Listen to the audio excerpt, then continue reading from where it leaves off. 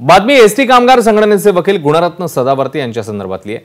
शरद पवारांच्या घरावर हल्ला झाल्यानंतर सदावर्ते यांना 2 दिवसांची पोलीस कोठडी सुनावण्यात आली आहे। हल्ल्यामागचे मास्टरमाइंड सदावर्तेच असल्याचा आरोप करण्यात आला। पण गुणरत्न सदावर्ते नेमके आहेत तरी कोण, जाणून घेऊया।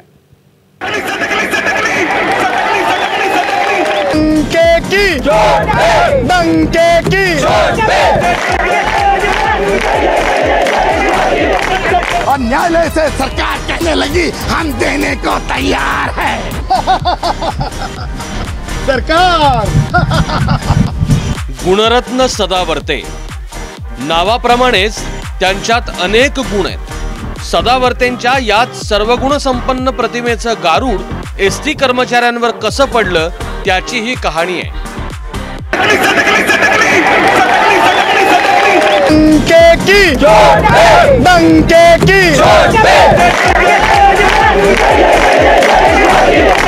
और न्यायालय से सरकार कहने लगी हम देने को तैयार है। सरकार राज्यात एसटीचे 92,000 कर्मचारी आहेत। त्यांच्या वेगवेगळ्या संघटना आहेत, पण सगळ्याच संघटनांनी आपापल्या नेत्यांना स्वतःपासून दूर केलंय। राज्य परिवहन महामंडळाचा नफा आणि तोटा हा पैशात मोजायचा नाही। बरोबर, ते महाराष्ट्रातल्या तमाम जनतेची जी काय शिक्षित मुलं दिसतात, अगदी बरोबर, हा आमचा नफा आणि तोटा आहे। जे मूर्ख माणसं सांगतात ना की आमचा नफा आणि तोटा आहे, एवढा तोटा झालाय, तो तोटा नसून ह्यांनी खाल्लेला तो फ्रॉड आहे। आज 21 वर्ष सर्व झाली, प्लॉट घ्यायचं म्हणलं तर पैसे किती लागतात, आज घर कसं भागवायचं, बांधकाम कधी करायचं, लेकर कसे शिकवायचे। निघून जात नाहीत प्रवासी आमच्यापासून, आमच्याकडे उलट पळत येतात लोक आणि आम्ही त्यांची सेवा करत राहतो, पण आम्हाला त्या बदल्यात मोबदला मिळत नाही तसा। कर्मचाऱ्यांच्या संघटनेमध्ये महाराष्ट्र स्टेट ट्रान्सपोर्ट कामगार संघटना मोठी आहे। शरद पवार हे या संघटनेचे मार्गदर्शक आहेत। या संघटनेसह 22 संघटनांनी मिळून 27 ऑक्टोबरला एक आंदोलन पुकारलं। या संघटनाशी राज्य सरकारनं चर्चा केली आणि या चर्चेनंतर महागाई भत्ता 1% वाढला आणि इतर काही मागण्या मान्य झाल्या आणि त्यानंतर हे आंदोलन स्थगित झालं। परंतु नेहमीप्रमाणेच संघटनेच्या नेत्याने आपली फसवणूक केली अशी भावना कर्मचाऱ्यांमध्ये वाढीस लागली आणि या पार्श्वभूमीवरती अजय गुजर यांच्या संघटनेनं 3 नोव्हेंबरपासून राज्यातले डेपो बंद करण्याचं आंदोलन पुकारलं। दरम्यानच्या काळामध्ये कळंबमध्ये एका कर्मचाऱ्याने झाडावरती चढून आत्महत्येचा प्रयत्न करण्याची घोषणा केली। तो सगळा प्रकार हा कॅमेऱ्यामध्ये कैद झाला। हळूहळू कर्मचाऱ्यातला असंतोष वाढत गेला आणि नेमकी इथेच गुणरत्न सदावर्ते यांची एंट्री झाली। 10 नोव्हेंबर 2021ला न्यायालयानं कामगारांना आंदोलन मागे घेण्याच्या सूचना दिल्या। आंदोलन बेकायदेशीर ठरवलं आणि इथेच सदावर्तेंनी दुखवटा सुरू केला। आंदोलनात सदावर्तेंचे फोटो आले, त्यांच्या वर्ल्ड फेमस घोषणाही आल्या।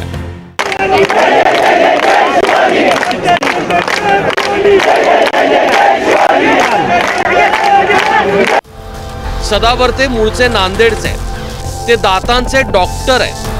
औरंगाबादच्या मिलिंद कॉलेजमध्ये त्यांनी वकिलीची पदवी घेतली।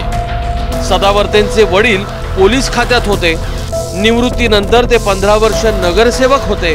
त्यांच्या आजीही 10 वर्ष नगरसेविका होत्या। गुणरत्न सदावर्ते यांनी 2002 साली मुंबई हायकोर्टात आपल्या वकिलीची सुरुवात केली। भारतीय राज्यघटनेत PhD झालेले गुणरत्न सदावर्ते हे मॅटच्या बार असोसिएशनचे 2 वेळचे अध्यक्ष राहिले आहेत। तर मराठा आरक्षणासंदर्भात दाखल केलेल्या याचिकेवर आलेल्या निर्णयामुळे कर्मचाऱ्यांना त्यांच्यावर अधिक विश्वास बसला असावा।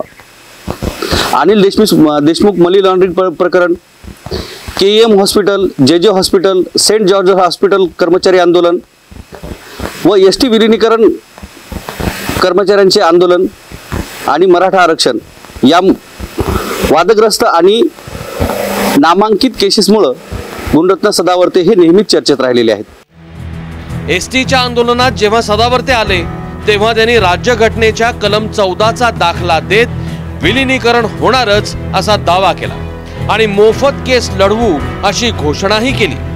पण कर्मचाऱ्यांनी प्रत्येकी 300 ते 500 रुपये अशी लाखो रुपयांची वर्गणी गोळा करून हा लढा दिला। सदाभाऊ खोत आणि गोपीचंद पडळकर हे आंदोलनातून बाहेर पडल्यानंतर आंदोलकांनी दुसऱ्या कोणत्याही पुढाऱ्याला आंदोलनाचं नेतृत्व करू दिलं नाही। गुजरही बाहेर पडले होते। त्यानंतर आंदोलनाचा मुख्य चेहरा आणि निर्णय घेणारा व्यक्ती ठरले गुणरत्न सदावर्ते। या आंदोलनामध्ये व्हॉट्सअप आणि फेसबुकचा वापर ही मोठ्या प्रमाणात करण्यात आला। सदावर्ते विलिनीकरण होणारच अशा आशावाद दाखवत राहिले। कालही निकाल विरोधात गेलेला असताना आझाद मैदानात जल्लोष करू लागले।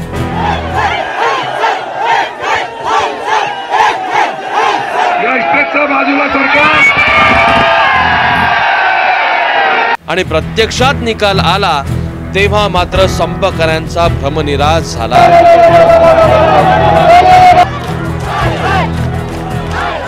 गुणरत्न सदावर्ते यांचं ते क्रेडेन्शियल म्हणा किंवा त्यांची ती स्किल म्हणा की गेल्या 2 वर्षापासून सदावर्ते यांच्यावरती सातत्यानं माध्यमांचा फोकस आहे, एवढा की राजकारणामध्ये दीर्घकाळ काम करून सुद्धा एखाद्या नेत्याला असा फोकस मिळवता आलेला नाही। पण इथेच तर गुणरत्न सदावर्ते यांच्या स्टोरीतनं काही प्रश्न निर्माण होतात। अशी काय गोष्ट आहे की 3 सत्ताधारी पक्षातल्या मंडळींना जी विश्वासार्हता या कर्मचाऱ्यामध्ये निर्माण करता आली नाही ती गुणरत्न सदावर्ते यांच्यामध्ये।